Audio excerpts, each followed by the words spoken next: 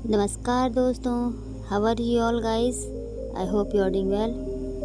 दोस्तों, क्या आप जानते हैं कि कुशीनगर का नाम कुशीनगर क्यों पड़ा? अगर नहीं तो चलिए जानते हैं। मल्ल देश के राजा की कोई संतान नहीं थी। इंद्र ने एक बार उनकी पटरानी शीलवती पर प्रसन्न होकर 2 पुत्रों का वरदान दिया। पहला पुत्र बिल्कुल कुरूप था किंतु समस्त विद्याओं का ज्ञाता था।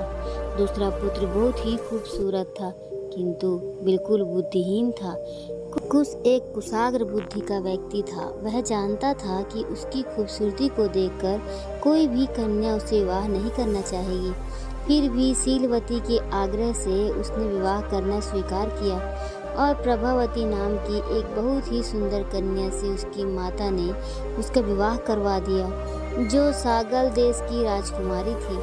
कुश के असल रूप को छुपाने के लिए शीलवती ने प्रभावती से झूठ कहा कि उसकी पारिवारिक परंपरा के अनुरूप प्रभावती और कुश एक दूसरे को तब तक प्रकाश में नहीं देखेंगे जब तक उनका बच्चा गर्भस्थ होता है, यानी कि जब तक वह गर्भवती नहीं हो जाती। कुछ दिनों के बाद कुश के मन में प्रभावती को देखने की बहुत तीव्र इच्छा उत्पन्न हुई। उसने अपने मन की बात अपनी माता को बताई। माता ने उसे घोड़े अस्तबल में प्रभावती को दिखाने की योजना बनाई। अस्तबल में बैठे एक सारथी के भेष में कुश ने जब प्रभावती को देखा उसे एक शरारत सूझी। उसने प्रभावती पर पीछे से घोड़े की लीद फेंकी। प्रभावती क्रुद्ध हो गई किंतु शीलवती के कहने पर वह फिर आगे बढ़ गई। इसी प्रकार कुश ने 2-3 बार अपनी माता की सहायता से प्रभावती को देखा और जितना ही वह उसे देखता उतना ही उसे और देखना चाहता। अतः एक बार माता ने प्रभावती को कमल के जलाशय में भेजा जहाँ कुश छुपा बैठा था। जब जलाशय में प्रभावती नहाने लगी तो कुश का धैर्य छूट गया। वह तैरता हुआ प्रभावती के पास गया और उसके हाथ पकड़कर अपना भेद खोल डाला कि वही उसका पति है। उस कुरूप और प्रेत की शक्ल वाले कुश को देखकर प्रभावती मूर्छित हो गई। जब उसे होश आया तो वह तत्काल अपने मायके चली गई। कुश भी उसके पीछे पीछे उसे मनाने गया और सागल देश में कई प्रकार की नौकरियां की।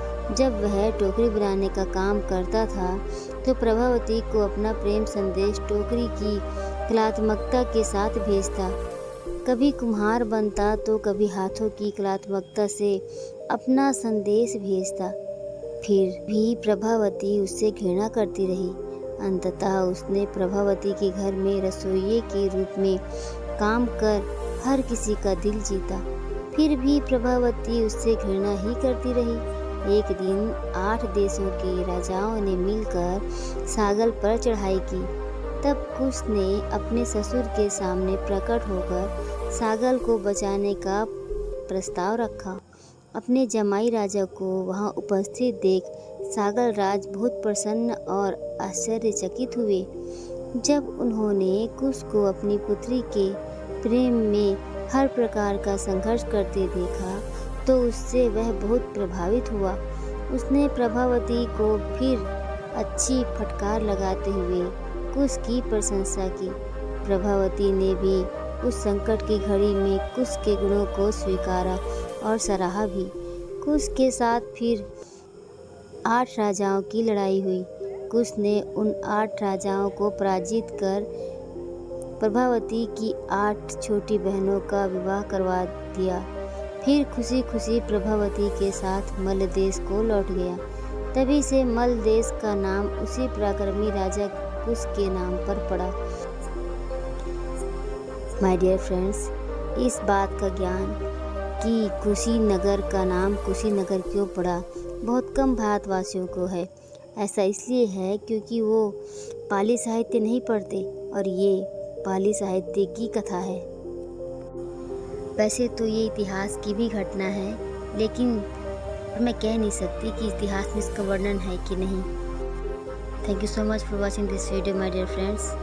अगर आपको ये कहानी अच्छी लगी हो, आपके नॉलेज में थोड़ा सा भी वैल्यू ऐड हुआ हो, तो प्लीज़ चैनल को सब्सक्राइब करके बेल आइकन को प्रेस कर देना, ताकि अगर मैं इस तरह से और इन्फॉर्मेटिव वीडियो डालूँ तो उसका नोटिफिकेशन आपको मिल सके। Thank you so much my dear friends. Be happy and keep learning guys. Thank you so much.